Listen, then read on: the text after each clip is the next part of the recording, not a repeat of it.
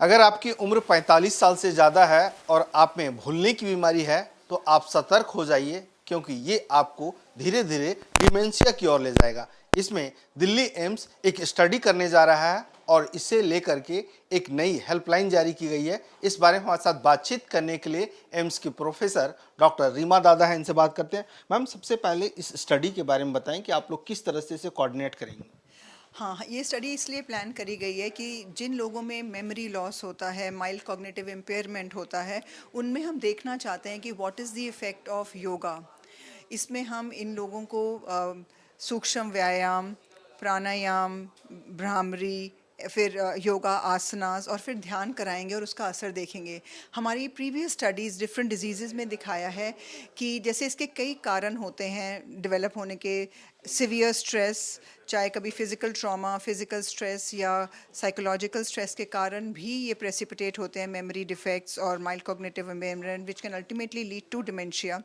तो हमने ये देखा है कि जब तुम्हारा सिवियर साइकोलॉजिकल स्ट्रेस होता है, जिससे एक्सेलरेटेड एजिंग भी पाई गई है, जिसके कारण ये अर्ली ऑनसेट हो सकता है मेमोरी डिफेक्ट्स का, तो हमारी स्टडीज़ ने दिखाया है कि अगर ये लोग योगा करें, इससे कई ऐसे फैक्टर्स सिक्रीट होते हैं जिससे हमारे ब्रेन के जो न्यूरॉन्स हैं, जो with time and with age कम होते हैं, उनका मात्रा बढ़ सकती है, स्पेशली की एरियाज ऑफ द ब्रेन में जो मेमोरी के साथ इन्वॉल्व हैं, जैसे कि hippocampus. In addition to that ये देखा गया है सिवियर जब स्ट्रेस होता है तो एक जगह का नाम है एमिगडाला, उसका साइज़ बढ़ जाता है, जिसके कारण और स्ट्रेस बढ़ती है, तो वो स्ट्रेस उसका साइज़ कम हो जाता है। इन एडिशन टू दैट हमारे स्ट्रेस को हैंडल करने के वेज भी बेटर हो जाते हैं, इमोशनल रिजिलियंस बिल्डअप होता है योगा करने से। और कई ऐसे फैक्टर्स हैं जैसे कि स्लीप वेक साइकिल डिस्टर्ब्ड होता है, अगर हमें रेस्टफुल स्लीप नहीं मिल रही, कई फैक्टर्स ऐसे हैं जैसे हमारी डाइट ऐसी है जिससे कारण इन्फ्लेमेशन हो रहा है। ये सारे फैक्टर्स भी योगा ठीक लाता है, क्योंकि योगा इन्फ्लेमेशन को कम करता है। योगा हमारे स्लीप वेक साइकिल को रेगुलराइज करता है, क्योंकि मेलेटोनिन जो एक सर्काडियन रिदम को रेगुलेट करता है उसकी मात्रा बढ़ती है। ये भी देखा गया है कि कई एक्सप्रेशन जीन्स के एक्सप्रेशन भी ऑल्टर होते हैं। जो जीन्स एंटीऑक्सीडेंट्स को कोट कर रही हैं, जो जीन्स रिपेयर एक्टिविटी को स्टिमुलेट कर रही हैं, जो जीन्स इन्फ्लेमेशन को कम कर रही हैं, उनकी एक्सप्रेशन लेवल्स बढ़ते हैं, बिकॉज योगा टारगेट्स द एपिजीनोम। तो हम तो ये कहते हैं कि योगा एक हमारी इंटरनल फार्मेसी को स्विच ऑन करता है और हमारी ओवरऑल हेल्थ और वेलनेस को इम्प्रूव करता है। और अगर हमारे को ये मेमोरी डिफेक्ट्स हैं और ये आगे इनकी सिवेरिटी बढ़ रही है, इसको ये स्लो डाउन कर सकता है एंड इट कैन प्रिवेंट कि ये अल्जाइमर्स डिजीज़ तक पहुंच जाए और अल्जाइमर्स डिजीज़ के कारण तुम्हें और डिफेक्ट हो। किस उम्र के और कितने लोगों को इसमें इंक्लूड करने वाले हैं। हमने ये स्टडी में प्लान किया था कि जो 45 इयर्स एंड अबव हैं इनको इंक्लूड करेंगे, परंतु अगर कोई ऐसे केसेस हैं जिनको बहुत अर्ली ऑनसेट डिमेंशिया भी हो रहा है और उसका कारण नहीं पता है, तो हम उसको ज़रूर अपनी स्टडी में इंक्लूड करेंगे। कैसे वो लोग आपसे जुड़ सकते हैं। इसके लिए हम ये अल्जाइमर्स सोसाइटी है जो दिल्ली की, उसका फ़ोन नंबर आप लोगों से शेयर करेंगे।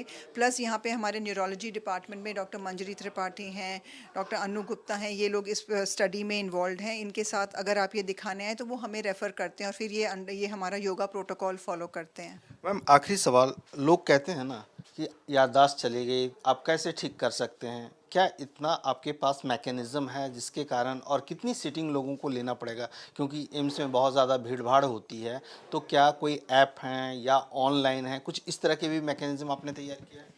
एक्चुअली अब ये बहुत अच्छा क्वेश्चन है, क्योंकि सबसे बड़ी प्रॉब्लम योगा में आती है, हम देखते हैं लोगों की कंप्लायंस टाइम के साथ कम हो जाती है। पर और हमने ये भी देखा कि जिन लोगों को बिल्कुल योगा में फेथ नहीं था, जैसे हमारी स्टडीज़ हुई हैं डिप्रेशन में, रूमेटॉइड आर्थराइटिस में, ग्लूकोमा में, डायबिटीज़ में एक ऑनगोइंग स्टडी है, तो उसमें हमने देखा कि जब इन लोगों ने योगा करना शुरू किया तो उनका एक ही डिसऑर्डर नहीं, या चाहे वो इनफर्टिलिटी था, पॉलीसिस्टिक ओवेरियन सिंड्रोम था, कई लोग तो ऐसे जुड़े हैं कि अब वो अब यहाँ आके ही करते हैं। क्योंकि हमने ये भी नोट किया कि जब एक पेशेंट हमारे यहाँ आता है तो वो जो योगा थेरेपिस्ट उनका पूरा असेसमेंट करता है कि उनको कोई और अदर कोमॉर्बिडिटीज़ तो नहीं है, उनको कौन से आसन कराने हैं, कौन से नहीं कराने, और उससे पेशेंट का मनोबल बढ़ता है और वो पूरा पेशेंट को असेस करते हैं। जब तक एक पेशेंट के साथ रैपो नहीं बनता, जब तक वो पेशेंट इतनी अच्छी तरह कंप्लाई नहीं करता, एंड स्पेशली इस डिसऑर्डर में जैसे अल्जाइमर्स डिजीज़ या डिमेंशिया मेमोरी डिफेक्ट्स में, इट इज़ वेरी इंपॉर्टेंट कि एक पेशेंट पेशेंट के साथ रैपो बने। 2 हफ्ते 3 हफ्ते जब वो हमारे साथ यहाँ कर लेते हैं, फिर हम कहते हैं कि वो हाइब्रिड मोड से हमारे साथ जुड़ें। तो जब हमारी योगा क्लास यहाँ चल रही होती है तो साथ साथ वो लोग हम देख सकते हैं कि वो योगा घर पे कर रहे हैं। सो यही हमारा एम है कि ज़्यादा से ज़्यादा लोग इस प्रोग्राम के साथ जुड़ें, सो दैट अगर उनको थोड़े मेमोरी डिफेक्ट्स भी हैं, they don't develop into a severe defect. चलिए मैम, आपका बहुत बहुत धन्यवाद। कैमरा पर्सन सेतु के साथ मनोहर केसरी, इंडिया न्यूज़, दिल्ली। सच में आपको भूलने की बीमारी हो गई है? क्योंकि मुझे भी लग रहा था कि अभी मैं मोबाइल देख रहा हूँ, जब मैंने खोला तो किसको कॉल करना है याददाश्त चली गई। कहने का मतलब है कि आप क्षणिक कुछ देर तक के लिए सोचते हैं। आखिरकार इस तरह के सोचने, खास करके लेटर 60s में, मतलब 60 साल की उम्र में, इस बारे में हमारे साथ बातचीत करने के लिए एम्स के न्यूरोलॉजी डिपार्टमेंट की प्रोफेसर डॉक्टर मंजरी त्रिपाठी है। मैम, इस तरह की चीज़ें और इस तरह के लक्षण क्या बतलाते हैं? देखिए, याददाश्त जो है वो उम्र के साथ अगर कम हो रही है और हिसाब किताब में भी मुश्किल हो रही है, रास्ता ढूंढने में मुश्किल हो रही है, सोचने में और तरीका ढूंढने में मुश्किल हो रही है, प्लानिंग में मुश्किल हो रही है, या फिर हमको बिहेवियर या पर्सनालिटी में चेंजेस आ रहे हैं, या फिर हम अपनी जो हाइजीन है, पर्सनल केयर है, उसमें हम फेल हो रहे हैं और बुढ़ापे के साथ ये धीरे धीरे सिम्टम्स आ रहे हैं, तो हो सकता है कि डिमेंशिया शुरू हो रहा है।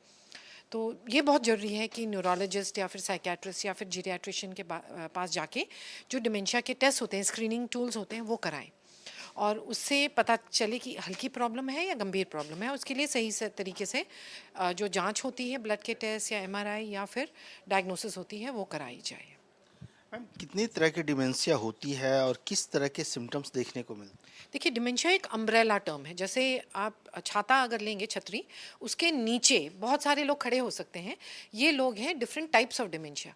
तो डिमेंशिया अम्ब्रेला टर्म है। उसके नीचे आता है, मेजर होता है अल्जाइमर्स डिमेंशिया, थोड़ा बहुत होता है फ्रंटोटेम्पोरल, थोड़ा बहुत होता है vascular dementia, Parkinson's disease with dementia, diffuse Lewy body disease, extrapyramidal disorders with dementia, vitamin B12 dementia, hypothyroid dementia, subdural haematoma, brain tumour dementia. ये सारा डिमेंशिया के कारण है और इनमें से कौन सा कारण आपके मरीज़ को है, उसके लिए जांच फिर करनी पड़ती है। कौन से टेस्ट इसके लिए करवाए जा सकते हैं? देखिए, टेस्ट में मेन होता है जो हम हिस्ट्री से लेते हैं और फिर जो हम कॉग्निटिव टूल होता है वो लगाते हैं। उसके अलावा ब्लड टेस्ट होते हैं और एमआरआई ब्रेन, इससे लगभग डायग्नोसिस हो जाती है।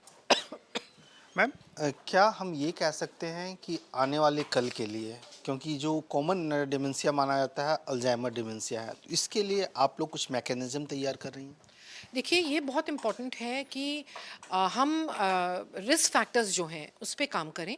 थोड़े बहुत रिस्क फैक्टर्स होते हैं जो हमारे हाथ में नहीं है, जैसे वृद्ध होना और जेनेटिक्स, ये हमारे हाथ में नहीं है।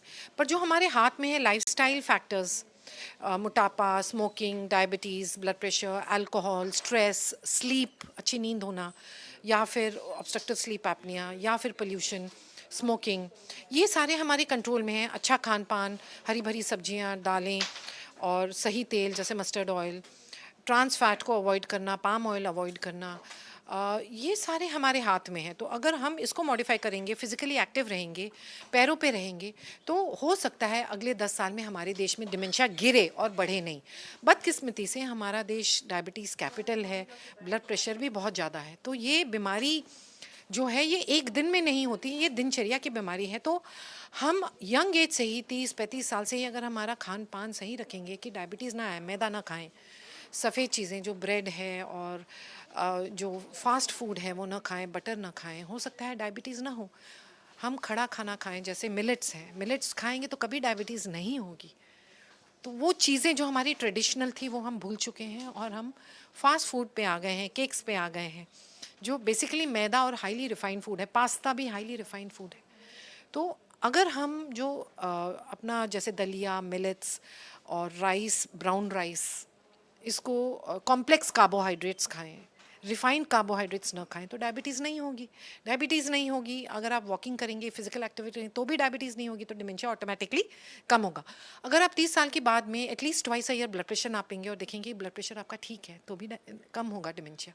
तो ये सारी चीज़ें हमारे हाथ में हैं। तो मैम, क्या बॉडी में या ब्रेन में कुछ ऐसे हार्मोन्स होते हैं जो इसके लिए जिम्मेवार होते हैं अगर उनका लेवल कम हो जाए? देखिए, हार्मोन से तो नहीं होता है, बट पाया गया है कि वो जो लेडीज़ हैं उनमें जब ईस्ट्रोजन कम होता है मेनोपॉज में, तो ये बीमारी बढ़ती है। तो माना गया है कि ईस्ट्रोजन की कमी से हो सकता है ये बीमारी बढ़े, बट ईस्ट्रोजन दवाई देने से ये बीमारी रिवर्स नहीं होती है, इतना पता है। और कोर्टिसोल का क्या काम होता है? कॉर्टिसोल जो है ये एक स्ट्रेस हार्मोन है। अगर हमारा टॉक्सिक स्ट्रेस होगा तो कॉर्टिसोल बहुत ज़्यादा सिक्रीट होगा, उससे हमारी जो मेमोरी के एरिया हिपोकैम्पस वो श्रिंक हो जाएगी, जिससे हमारी याददाश्त कम होती चली जाएगी। तो क्या अब एज लेवल और कम हुआ है? लेटर हम कहते थे 60 के बाद जो लोग सठिया गए हैं उनकी याददाश्त चली गई है, अब क्या यह 45 में देखने को मिल रहा है? नहीं, 45 वाले जो दिख रहे हैं वो यूजुअली आनुवांशिक होते हैं, जिसमें ये पीढ़ी दर पीढ़ी चला आ रहा है। जैसे ग्रेट ग्रैंडफादर को था, ग्रैंडफादर को था, वो 30, 35, 40 पे आते हैं हमारे पास। पर जो स्पोरेडिक डिमेंशियाज हैं, जो लाइफस्टाइल रिलेटेड डिमेंशियाज हैं, वो 50 के बाद ही आ रहे हैं। तो एम्स से ऐसे लोग कैसे संपर्क करें, क्या आप लोग करने जा रही हैं? दो चीज़ है, एक है हमारी Alzheimer's related disorder society of India है, ARDSI दिल्ली चैप्टर, उसका हेल्पलाइन नंबर हमने दिया हुआ है प्रेस रिलीज में, उसको आप फ़ोन करके अपॉइंटमेंट लेके आ सकते हैं। इसके अलावा जो है डायरेक्ट नंबर भी है, जो योगा स्टडी में एनरोल होना चाहते हैं वो बिल्कुल आ सकते हैं। चलिए मैम, आपका बहुत बहुत धन्यवाद। कैमरा पर्सन सेतु के साथ मनोहर केसरी, इंडिया न्यूज़, दिल्ली।